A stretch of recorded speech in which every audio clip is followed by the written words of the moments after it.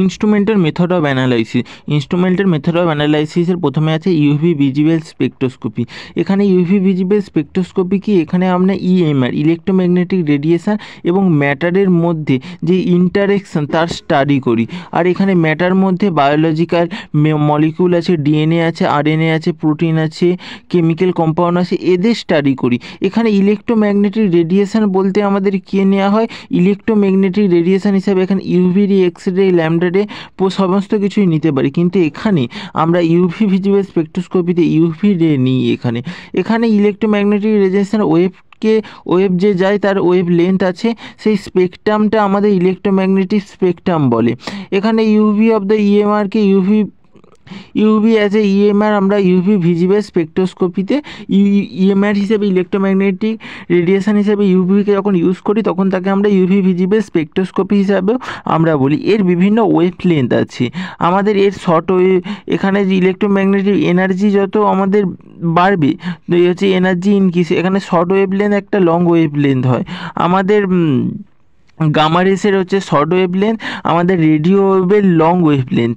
আর ওয়েভ লেন্থের সঙ্গে আমাদের এনার্জি হচ্ছে ইনভার্সলি প্রপোর্শনাল, মানে ওয়েভ লেন্থ কমলে এনার্জি বাড়বে আর ওয়েভ লেন্থ হচ্ছে বাড়লে এনার্জি কমবে। এখানে shortest wavelength gamma ray, longest wavelength radio wave, higher frequency gamma ray আর হচ্ছে লোয়েস্ট ফ্রিকোয়েন্সি রেডিও ওয়েভ, এখানে এনার্জি কমবে, এর ইনভার্সলি প্রপোর্শনাল।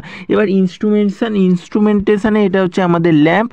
ফার্স্ট হচ্ছে আমাদের এন্টি গেট আছে, তারপর এন্টি স্প্লিট আছে, তারপর প্রিজন আছে, তারপর এটা এক্সিট আছে। এটা হচ্ছে মনোক্রোমেটার। লাইট ল্যাম্প দিয়ে ইউভি গেল, এন্টিতে ঢুকলো, স্টেবেলি ঢুকলো, তারপর প্রিজন দিয়ে গিয়ে এক্সিট দিয়ে বেরোলো। তারপরে এইটা হচ্ছে আমাদের রেফারেন্স সেল, ওপরে এমনি ব্ল্যাঙ্ক একটা থাকে আর নিচে স্যাম্পেল সেল থাকে, এটা স্যাম্পেল থাকে, ব্ল্যাঙ্ক দিয়েও পাস করবে, স্যাম্পেল দিয়েও পাস করবে। এখানে সাধারণত ব্ল্যাঙ্ক দিয়ে যে ইন্টেন্সিটি I0 হচ্ছে যায় সেই ইন্টেন্সিটিতেই যায়, কিন্তু স্যাম্পেল সেল দিয়ে যখন যায় তখন আমাদের হচ্ছে এখানে প্রোটিন ম্যাক্রোমলিকুল থাকে, তো যারা অ্যাবজর্ব করে নেয় লাইটকে দিয়ে একটু এর জন্য ইন্টেন্সিটি কমে যায়। তারপর ডিটেক্টর পুরোটাই ডিটেক্ট করে, তার ওয়েভ লেন্থ আরে তার কনসেন্ট্রেশন আরে আমরা জানতে পারি, তারপর রেকর্ডারে এই জিনিসটা সমস্ত কিছুই জানতে পারি। এই সেম জিনিসটা এখানে দিয়ে আছে। আমাদের ইউভি রেঞ্জ হচ্ছে 200 থেকে 400 ন্যানোমিটারও হতে পারে, ভিজিবলের ক্ষেত্রে 400 থেকে 800 ন্যানোমিটারের হতে পারে। এইভাবে আমাদের এখানে যাচ্ছে। এখানে প্রথমে ল্যাম্প লাইটকে প্রডিউস করবে 200 থেকে 400 ন্যানোমিটার বা 200 থেকে 800 ন্যানোমিটারে, তারপর ভিজিবল লাইট রেঞ্জ 400 থেকে 800 ন্যানোমিটার, সো এটাকে ইউভি ভিজিবল লাইট বলে। তারপর লাইট আমাদের মনোকোমোটারে ফল করবে, দুটো স্লিট থাকে, first entry slit, exit slit, আর মাঝখানে প্রিজন থাকে। তারপর ফার্স্ট স্লিট ম্যাক্রোমিটার হচ্ছে ফোটন পার্টিকেলকে হুইচ প্রডিউস ল্যাম্প প্যারালালি মনোকোমোটারের মধ্য দিয়ে যাবে। তারপর এটার লাইটটা আমাদের হচ্ছে ডিফারেন্ট কালার প্রডিউস হবে, VIBGOI আর হচ্ছে from the second slit specific wavelength থাকবে। তারপরে আমাদের কী হবে, first area of the reference সেলে যাবে। রেফারেন্স সেলে হচ্ছে কিউভেট থাকে, কিউভেট মানে ওই পাত্রটা গ্লাস আর কোয়ার্টস দিয়ে তৈরি হয় এবং কন্টেনার পর হোল্ডিং থাকে স্পেকট্রোফটোমিটারে। তারপরে আমাদের রেফারেন্স সেলে হচ্ছে আমাদের ব্ল্যাঙ্ক স্যাম্পেল থাকে, ডিউ টু দ্য ইন্টেন্সিটিটা সেম যাচ্ছে কিনা সেই জিনিসটা দেখা হয় এখানে। তারপরে আমাদের রেফারেন্স যাওয়ার পর সেকেন্ড সেলে যাবে, সেখানে গিয়ে প্রোটিনের লং চেন অ্যামিনো অ্যাসিড হচ্ছে এরা হচ্ছে লাইট সেকেন্ড রেখে অ্যাবজর্ব করবে। তারপর প্রোটিন কন্টেন্ট করবে some aromatic amino acid, tryptophan, tyrosine, এই সমস্ত প্রোটিন কন্টেক্ট করে। তারপর কি এরা হচ্ছে ডবল বন্ড রিংস, এই সমস্ত কিছু এনার্জি সমস্ত কিছুকেই কন্টেন্ট করে। এর জন্য লাইটের অ্যাবজর্পশানটা একটু বেশি হয়ে যাবে।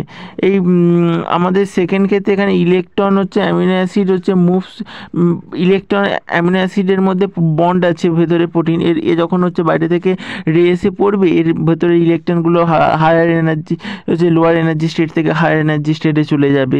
এখানে অ্যাবজর্পশন হবে লাইট ডিপেন্ড প্রোটিন কনসেন্ট্রেশন এবং প্যাথ লেন্থ, মানে হচ্ছে পাত্রটা কতটা লং আর হচ্ছে প্রোটিনের কতটা কনসেন্ট্রেশন, তার উপরে অ্যাবজর্বেন্সটা আমাদের ডিপেন্ড করে। প্রোটিনের কনসেন্ট্রেশন মোর হলে আমাদের অ্যাবজর্পশন বেশি হবে, লং কিউভেট হলে তার বেশি হবে। এই নিয়ে আমাদের একটা বিয়ার ল্যাম্বার্ট ল দিয়েছে যে হচ্ছে A proportional to C and L. C is that described by Beer and L is that described by Lambert. C হচ্ছে কনসেন্ট্রেশন, L হচ্ছে লেন্থ। এটা হচ্ছে এ করতে আমাদের বলে বিয়ার ল্যাম্বার্ট ল। তারপরে আমাদের হচ্ছে ডিটেক্টর জিনিসটাকে ডিটেক্ট করবে, আমাদের হেল্প করবে যে কনসেন্ট্রেশন অ্যাবজর্পশন অফ লাইট জানতে। এখানে একটা এক্সপোনেনশিয়াল ডিক্রিজ গ্রাফ আছে, আমাদের কনসেন্ট্রেশন যত বাড়ছে আমাদের গ্রাফ তত কমছে ট্রান্সমিশনে। তারপর এখানে একটা গ্রাফ আছে কনসেন্ট্রেশন আর অ্যাবজর্বেন্স, যেটা log 1/T দিয়ে বলা হয়েছে। এখানে হচ্ছে আমরা চেক করি হচ্ছে concentration basis absorption of the light. তো দিস টাইপ অফ স্পেকট্রোস্কোপি আমাদের কোয়ান্টিটেটিভ ইউভি ভিজিবল স্পেকট্রোস্কোপি নামে পরিচিত, কনসেন্ট্রেশন আর অ্যাবজর্পশন মধ্যে হলে। আর এখানে হচ্ছে ল্যামডা ম্যাক্স হচ্ছে ম্যাক্সিমাম ওয়েভলেন্থ, যেখানে আমাদের অ্যাবজর্পশন ম্যাক্সিমাম হয়। এই জিনিসটাকে আমাদের কোয়ালিটেটিভ অ্যানালাইসিস হিসাবেও বলা যেতে পারে।